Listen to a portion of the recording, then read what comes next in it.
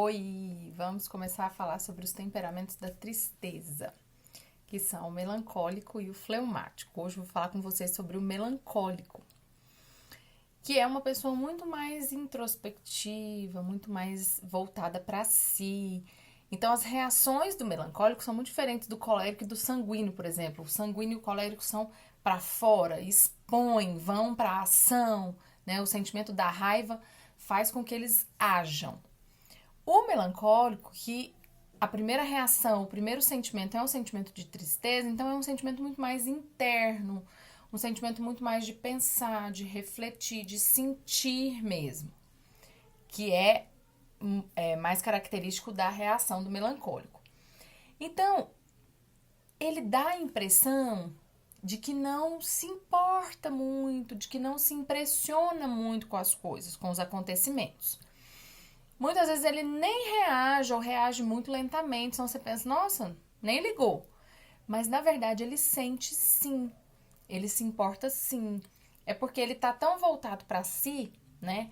Muito mais voltado para dentro, interior, que ele fica assim impressionado, ele fica abalado, muitas vezes ele fica marcado, ele sofre e não demonstra. Como ele não demonstra muito, às vezes as pessoas pensam que não tá, que tá tudo bem, que ele nem tá sofrendo, mas na verdade está, e ele leva isso por muito tempo. É uma pessoa que demora a tomar decisões. Por quê? Porque ele pensa, ele repensa, reflete. Enquanto o colérico pensa uma coisa, decide, já vai, quer fazer, ou né, toma decisão com muita velocidade, o melancólico, ele pensa, mas quando ele toma decisão, ele toma mesmo, ele tá certo daquilo.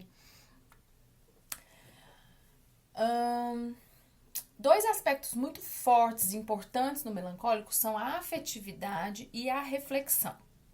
Então, ele é muito afetivo, carinhoso, cuidadoso, beija, gosta de abraço, gosta de pegar no colo.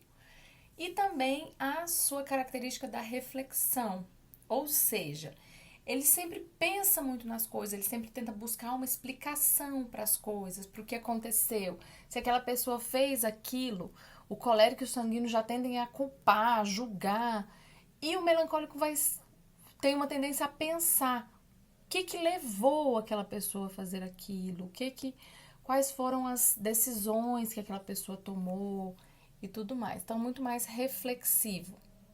Se você conhece aí algum melancólico, já identificou algum melancólico ou você mesmo, você está entendendo melhor essas emoções e essa forma de agir.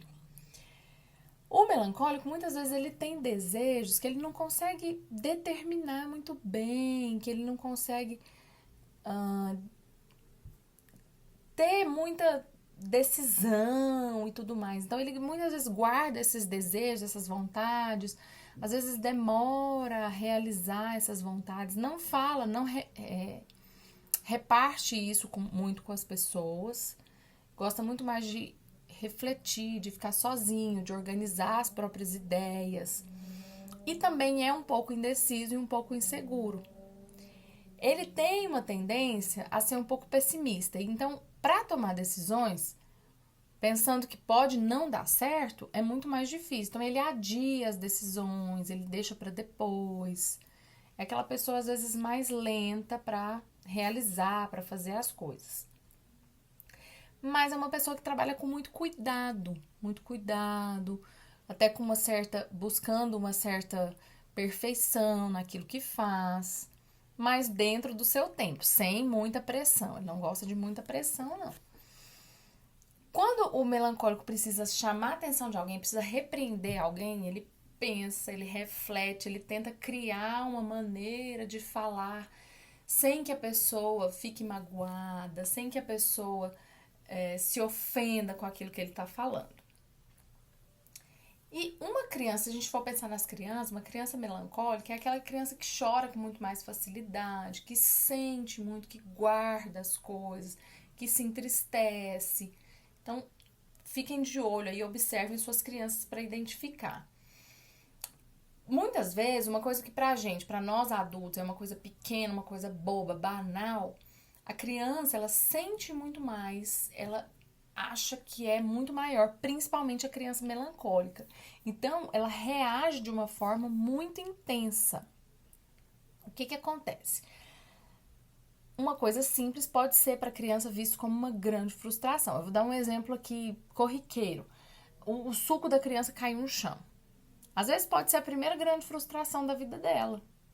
E aí ela faz um chororô, um escândalo e chora.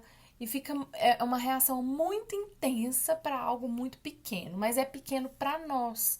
A criança ela ainda não tem recursos para lidar com isso, que é o nosso papel de ensinar. Então nós temos que mostrar para ela o que aconteceu, qual que é a consequência disso, o que pode acontecer depois. A gente precisa limpar e a gente pega outro suco, ou se não tem outro suco, da próxima vez vai tomar mais cuidado para não derramar. Então assim, às vezes mostrar para a criança a dimensão, o tamanho da frustração e o tamanho da reação. Que às vezes coisas pequenas merecem reações pequenas. E coisas que têm grandes consequências ou que trazem grandes prejuízos, a gente precisa se preocupar mais, a gente precisa pensar mais para resolver. Tá? Então, isso é educação emocional, é ensinar para a criança a adequar as suas emoções, as suas reações ao fato. O que mais que a gente fala sobre o melancólico? Tá, então assim, se a gente não tem consciência com relação às grandes frustrações, às grandes reações e emoções da criança, o que a gente tende a fazer?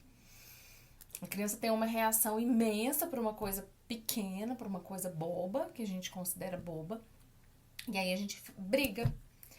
Para de chorar por causa dessa bobeira, para de chorar porque não precisa chorar por causa disso.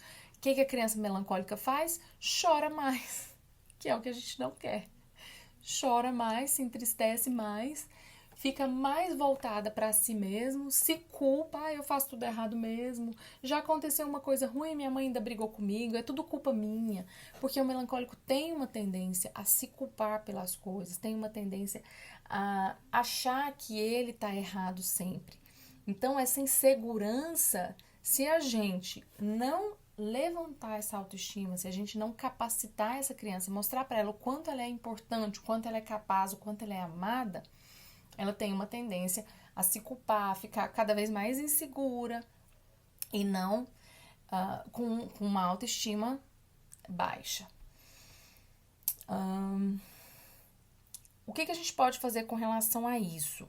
A gente tem que evitar podar isso, dizer para a criança que ela está errada e tentar corrigir sempre a criança. Porque se a gente vai corrigir, a gente acha que a gente está sempre certo, que a gente tem sempre a razão. E nem sempre. A gente tem que entender o comportamento da criança, que ela está reagindo daquela forma porque ela não tem recurso, porque ela não conhece outras possibilidades de agir. E nós é que temos que explicar e mostrar e aumentar essas possibilidades, tá? Então, quando a gente está falando de uma criança melancólica, a gente tem que ter muito cuidado para não afundar mais a criança na tristeza dela, tá? Porque às vezes a gente pensa que tá tudo bem, mas não, ela tá guardando, ela tá sofrendo e tudo mais. E para minha surpresa, depois que eu fiz o teste, né, no livro da Isa Minatel tem o teste para você identificar o seu temperamento, eu me descobri melancólica.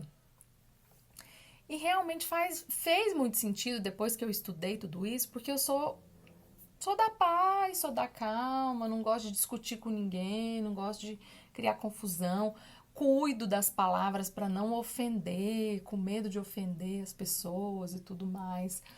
Uma outra coisa que me chama muita atenção é a questão de ser reflexiva. Sou extremamente reflexiva, penso nas coisas, demoro a tomar decisões. Então, tem os pontos fortes, mas tem algumas limitações também que eu preciso trabalhar, que eu preciso cuidar. Não significa que isso faz parte do meu temperamento, que eu vou ser sempre assim, que eu tenho, eu sou assim e pronto. Não adianta eu trabalhar isso, não adianta eu melhorar isso.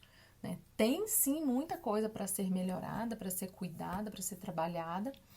E como a gente está descobrindo isso agora, a gente pode começar a trabalhar isso desde criança, com as nossas crianças. Então, para não chegar na vida adulta e ter que descobrir tudo isso e trabalhar tudo isso, a gente já tem a oportunidade de começar a lidar com isso desde agora. nos próximos vídeos, amanhã eu vou falar sobre o temperamento fleumático, mas eu quero trazer mais vídeos para vocês com recursos de como lidar, do que fazer, né? Então, um pai do temperamento da raiva e uma criança do temperamento da tristeza. Se o pai exige, briga o tempo todo, aquela criança vai só murchando, murchando, murchando, né? Então, alguns cuidados que a gente pode ter e precisa ter com as nossas crianças e com as pessoas ao nosso redor, tá? Espero que vocês estejam gostando. Amanhã tem um vídeo sobre o temperamento fleumático.